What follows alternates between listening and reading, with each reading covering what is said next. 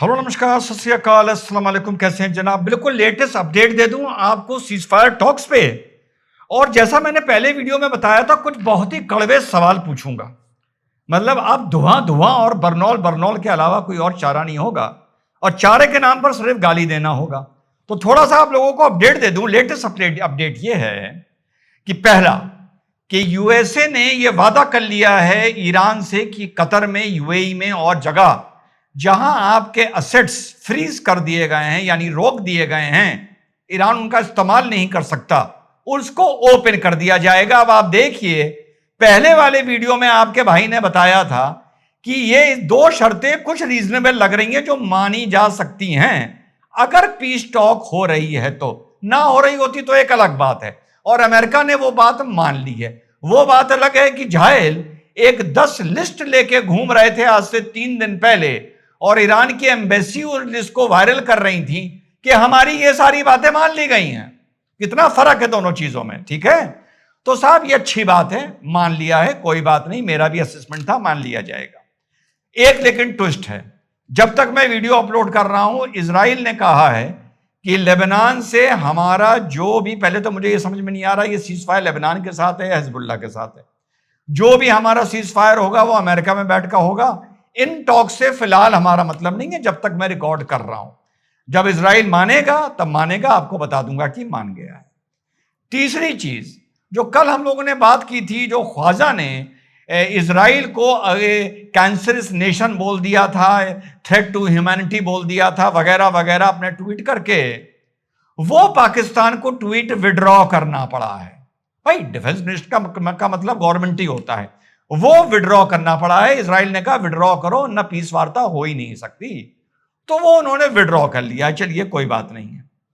उसके बाद ईरान ने अभी लेटेस्ट, अभी ये भी नहीं पता कि वार्ता शुरू हो गई है या नहीं, ये बोला है कि इजराइल फर्स्ट अप्रोच से यहां पर बात नहीं हो पाएगी। यूएसए फर्स्ट अप्रोच से अगर आपको बात करनी है तो करिए।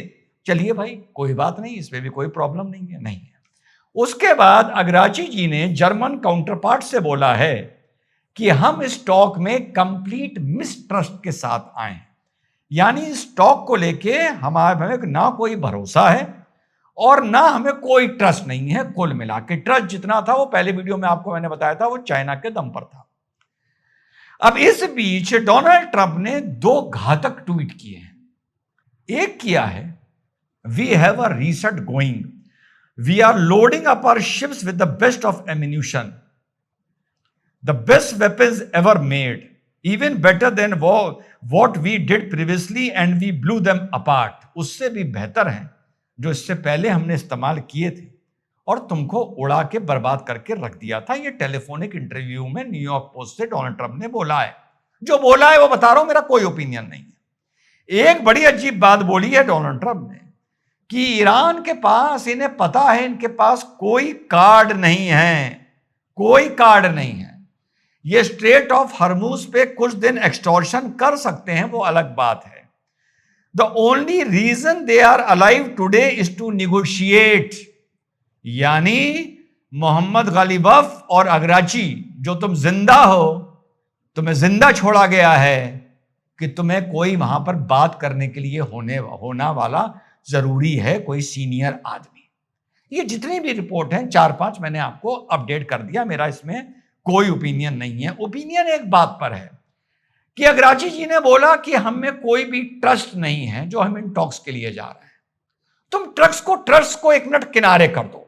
अब वो सवाल आता है जो पहले वीडियो में मैंने बताया था और अभी भी इंट्रो में बताया था, बड़े कर्रे और बहुत ही आग लगा देने वाले, आग लगा देने वाले सवाल पूछने जा रहा हूं। साथियों, ईरान की जो सरकार चलती है, ये एक परिवार की तरह चलती है। ये मैं बहुत पहले से आपको बता रहा हूं, एक परिवार की तरह। ये वैसा नहीं है जैसे इंडियन गवर्नमेंट चलती है, आज चली, 5 साल बाद चुनाव हुए, कोई और स्टेट गवर्नमेंट आ गई या यूनियन गवर्नमेंट आ गई, कोई विधायक आज जीता, कोई सांसद जीता, फिर वो पूर्व में हो गया। नहीं, वहां पे एक संयोजित तरीके से, चाहे IRGC हो, चाहे आपकी एग्जीक्यूटिव हो, चाहे वहां पर इस्लामिक काउंसिल हो, सब एक तरह से बुनकर एक परिवार की तरह रहते हैं।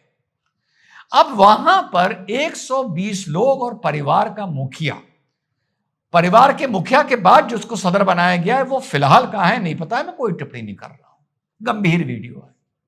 लगभग 120 का आंकड़ा है जो इस परिवार के अलग अलग बहुत ही सीनियर लोग इस लड़ाई में अभी हाल में 1 महीने 30 दिन के अंदर मारे गए। एक मुसलमानों में 40वां होता है मेरे भाइयों, 40वां एक गमी का पीरियड होता है कि उस 40वां के बाद यानी 40 दिन के बाद आपको जो छोड़कर आपको चला गया उसका गम नहीं करना चाहिए। वो एक मैं आपको रिवायत बता रहा हूं, उसे 40वां बोलते हैं। अब इसी लड़ाई को आप छोटा कर दीजिए, एक कुनबे की लड़ाई बता दीजिए, एक खानदान की लड़ाई बता दीजिए। मैंने प्यार किया पिक्चर आई थी, पहले वीडियो में मैंने आप लोगों को उसका एग्जाम्पल दिया था, मैंने प्यार किया का। अब दूसरे वीडियो में आप लोगों को देता हूं क्यामत से क्यामत का, वो परिवार की लड़ाई थी, याद होगा वो आमिर खान की पहली पिक्चर जूही चावला वो कत्ल कर देता है, सारी दुश्मनी दिखाई है और एंड में जाकर लड़की का बाप आमिर को भी मार देता है और जूही चावला को भी मार देता है। देखिए फिल्म से इस चीज को जोड़ रहा हूं लाकर। यार मान लो हमारे कुनबे की किसी से लड़ाई हो, यहां मैं 120 तो नहीं बोलूंगा, हमारे कुनबे के कर्ता धर्ता, हमारे कुनबे के रहबर, हमारे कुनबे के सबसे बुजुर्ग और हमारे चाचा मामा भतीजा सब मिलाकर 4-5 आदमी उस लड़ाई में अभी 1 महीना पहले मार दिए जाए, 1 महीना पहले। और अभी मैंने ये भी बताया था कि फ्लाइट जा रही है और बच्चियों की फोटोग्राफ्स लगा रखी हैं, तो यहां मैं 150 बच्ची तो नहीं बोलूंगा, मैं बोलूंगा उसी लड़ाई में गोलीबारी में गांव पे हमारे हमला हो गया, हमारी हवेली पे हमला हो गया, हमारी 4-5 बच्चियां भी मार दी गई, मान लीजिए।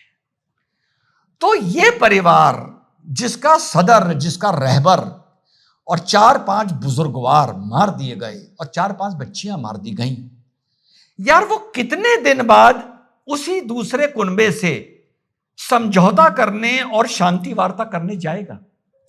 कितने दिन बाद जाएगा?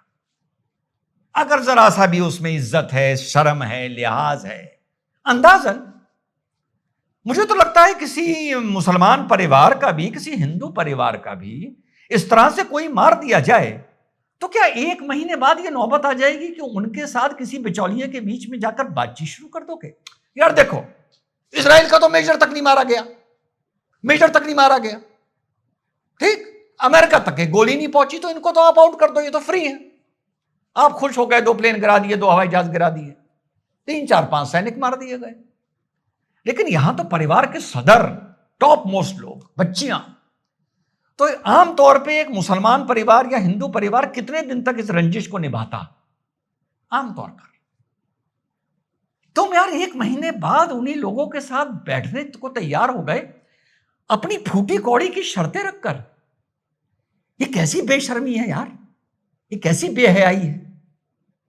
सवाल बनता है ना, नहीं बनता है? यहां पर तुम कहते भैया देखो ऐसा है, हम एनरिचमेंट भी करते रहेंगे, हम सब करते रहेंगे, तुमने हमें, जो ईरान का वर्जन है, तुमने हमारे इतने लोगों को, अभी तक जो सुन रहे हैं कि आयतुल्लाह खमानी साहब का जनाजा भी नहीं हो पाया, जहां तक अभी रिपोर्ट है, इस पे भी कन्फ्लिक्टिंग न्यूज है। तुमने हमारे सब बुजुर्गों को मार दिया, बच्चियों की हम सीटों पे फोटो लगा लगा के ले जा रहे हैं शांति वार्ता के लिए। अरे क्या बेशर्मी है यार, क्या बेशर्मी है, शर्म करो। अरे कहो कि भैया काहे की बात, हमें बात ही नहीं करनी, हमें बात ही नहीं करनी, हमें जो करना है हम करेंगे, अब तुझे जो करना है तू कर, हम मरने से नहीं डरते। पॉइंट है, देखो, एक आम मुसलमान भी, एक गरीब मुसलमान भी उस रईसजादे से जाकर, उस माफिया से जाकर समझौता नहीं करेगा जिसके घर के 4 बुजुर्ग और 3 बच्चियां उस माफिया ने मार दी हो। तो वो गरीब मुसलमान हिंदू रिक्शा चलाने वाला भी कहेगा ठीक है भाई, लेकिन हमें उनसे बात नहीं करनी है, हमें उनसे मिलना नहीं है, मुकदमा लड़ेंगे, जो होगा देखा जाएगा। गजब बेशर्मी है यार, भूल गए? नहीं भूलना चाहिए था ना। तो वो डायलॉग बाजी फिर बेकार हो गई कि हम मरने से नहीं डरते, हो गई ना कहीं डर है, जबरदस्त डर है, तभी बातचीत है, वरना क्यों होगी? पहला। दूसरा, बड़ा हल्ला सुन रहे हैं कि लेबनान का सीज फायर करो, लेबनान का सीज फायर करो, यार दिखा दिया ना शिया सुन्नी का खेल। आखिरकार दिखा दिया ना शिया सुन्नी का खेल। गाजा में भी अभी कोई अमन तो पहुंचा नहीं, अभी भी इजराइल मार रहा है, कल परसों मारे हैं, कोई सीज फायर नहीं है। अपनी शर्तों पे तुम गाजा क्यों नहीं लिख रहे हो? आ गया ना शिया सुन्नी की बात यहां पर। अपनी शर्तों में तुम ये क्यों नहीं कर रहे, गाजा से इजराइल की सेना बाहर निकले और लेबनान से बाहर निकले तब हम बात करेंगे। भूल गए गाजा को। हिंदुस्तान में रील बनाने वाले भी भूल गए गाजा को, और तुम भी भूल गए बेटा मौका पड़ने पे गाजा को। सिर्फ लेबनान के शिया याद है। पॉइंट है, बहुत खूबसूरत पॉइंट है भाई। और तीसरी सबसे बड़ी बात, मुस्तफा खवानी के अब्बा हजूर को मारा है। वो बाकी भूल जाओ, किसके रहबर क्या, वो भूल जाओ, अब्बा को। मेरे हिंदू भाइयों और मेरे मुसलमान भाइयों, तुम में अगर बाल बराबर भी शर्म है तो कमेंट करके बताना। घर पे हथगोला मार के तुम्हारे अब्बा के कोई चीथड़े उड़ा दे और हालात ऐसे पैदा कर दे कि तुम उसका जनाजा तक ना उठा पाओ। तुम उस आदमी से शांति वार्ता करने चल दिए कि हमारी ये कंडीशन है। लानत है मेरे दोस्तों, लानत है मुसलमानों।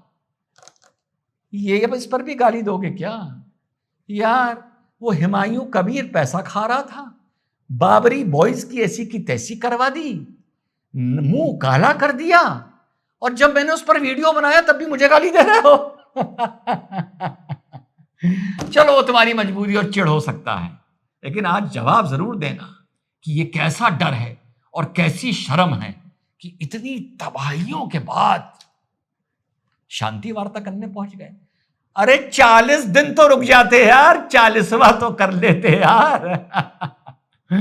40वां तो कर लेते। अपनी आखिरी मौत का, आखिरी मौत जो ईरान की हुई है सीज फायर के टाइम पर, कहते 40 दिन अगर कुछ नहीं होगा तब हम वार्ता करने आएंगे। तब भी मैं थोड़ी मान लेता कुछ इज्जत रह गई। जय हिंद, वंदे मातरम, खुदा हाफिज।